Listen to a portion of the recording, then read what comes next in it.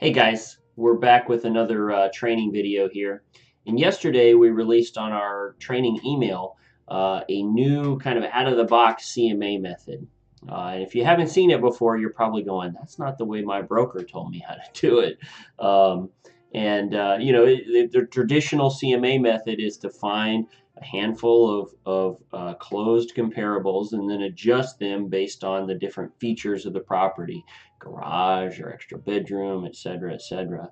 The problem with that method is that it's very dependent on one or two comparables. If you choose this one versus that one, you could come up with extremely different outcomes.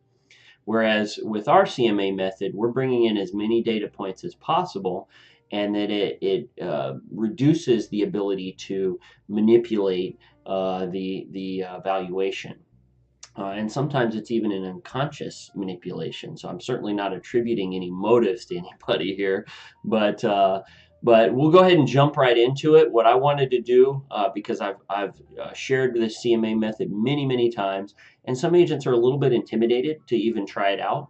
My challenge to you, once I finish this video, once you watch it, is to try out this CMA method on your next property valuation, whether it's a listing that you're doing or whether you're getting ready to submit an offer and you want to make sure that the offer that you're submitting is a good value for the property.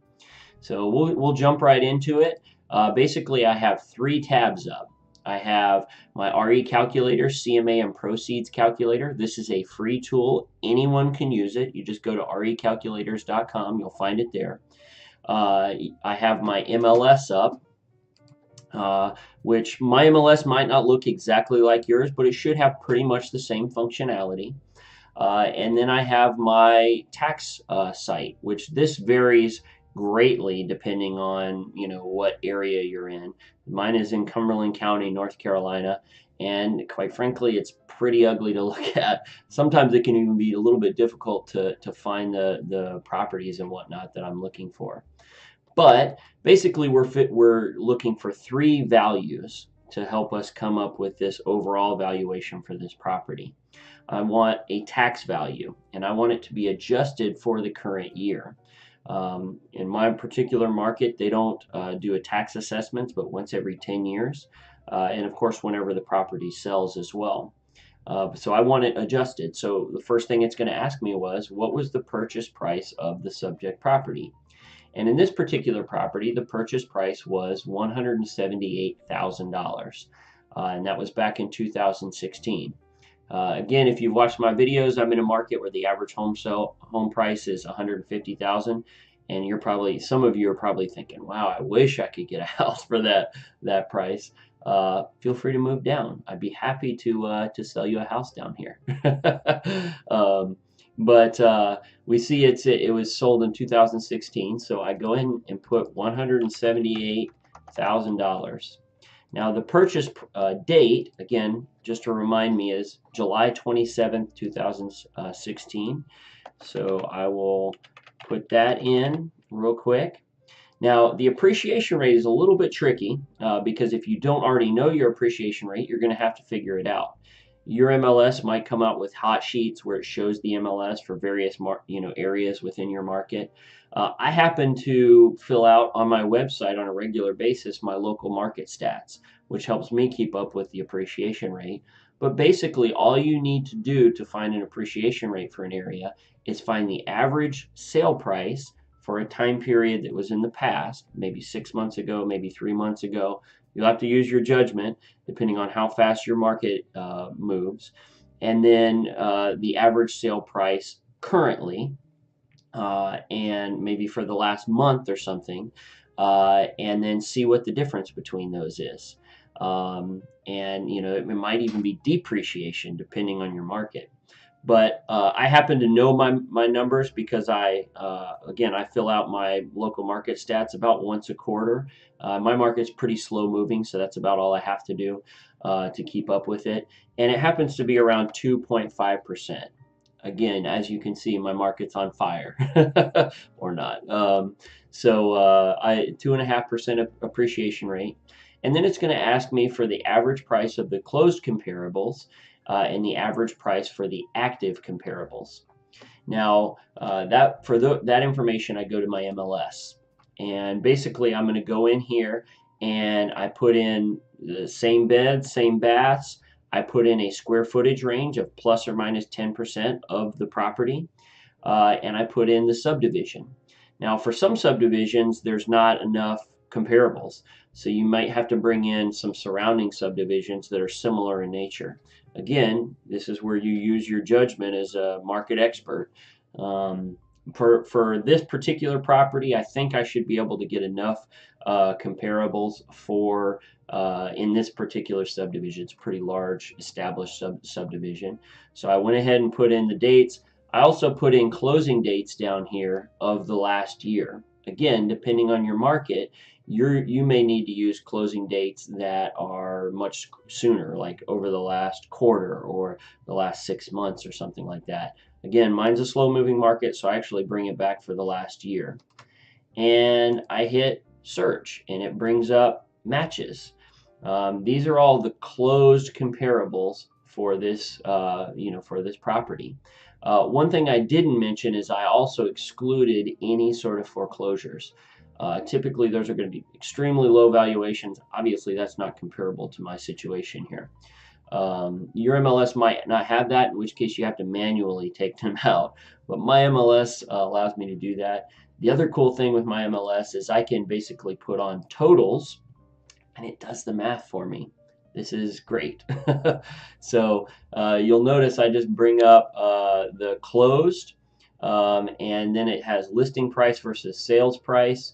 I'm looking for the sales price, so I put in $176,980 as my average. Again, it did the math for me. Beautiful. Okay, so now I go back in and I'm specifically looking for actives. And all I have to do is change the status to active and hit search.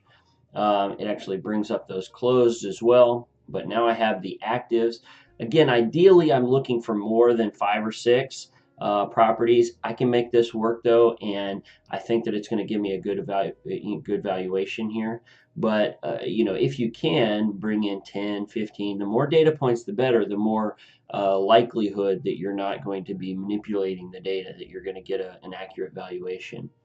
So I look in status active, average is 174,450. Okay. So it's actually a little bit lower than the closed, and that's okay. Now the estimated payoff, I haven't had this conversation with this particular customer, so I don't know what their payoff is or even what it's close.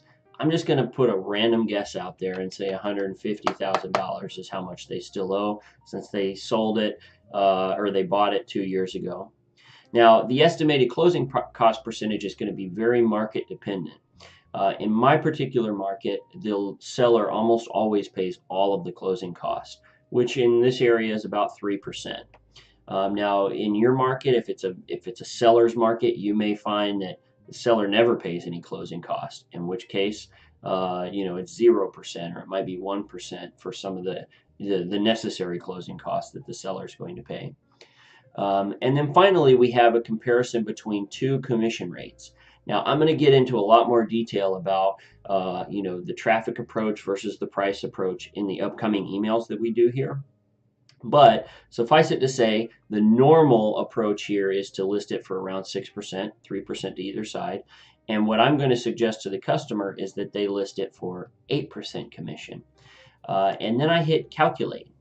Now, again, it does the math for me. This calculator does. So it makes it super easy. I don't even have to bust out my little, push button calculator. I just put in the data there.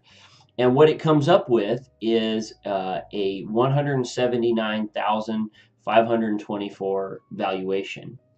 But I don't want to stop there, because the reality is this is not a loaf of bread. This is not where I can put a price on it and this is exactly what it's going to sell, no matter what your appraiser will tell you. The reality is there's a reasonable range around which this property will sell. And so the reasonable range that we do is a 10% on, range. And so we take 5% down and 5% up from this valuation. And so you'll see the reasonable range is actually from about 170,500 to 188,000.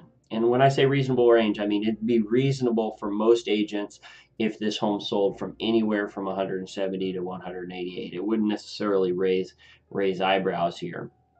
It's all dependent on the demand that I can create for this particular property.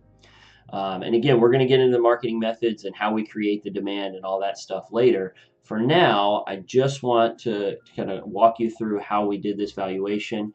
This is less than 10 minutes to put together this CMA. That's the other beauty of it, is because I'm using big data. It doesn't hardly take any time. So again, my challenge to you is next time you do a CMA, whether it's for a listing or whether you're getting ready to put in an offer and you just want to check your valuation, on the particular property, try it this way. See if it comes up with a valuation that you're happy with, that you feel like is accurate for your area. I guarantee you that this method, the valuations that you come up with, are going to stand pretty much any amount of scrutiny. And the beauty of it is that it's very unlikely. You can manipulate a little bit, but you're not going to be able to skew it one way or another with one property. You're going to have to make pretty drastic adjustments to be able to skew this valuation because we're bringing in a lot of data points. Anyways, if you have any questions, if you're not sure if you have a unique case and you're not sure how to do the CMA, feel free to email us, support@guerillarealty.com, or you can join our Facebook group. Just search Guerilla Real Estate Marketing on Facebook. Join up, post your situation. Either one of us, one of the coaches here, or one of the other agents who's experienced with this CMA method would be happy to jump in there and help you. You guys have a great day, and we'll talk to you soon. Thanks a lot.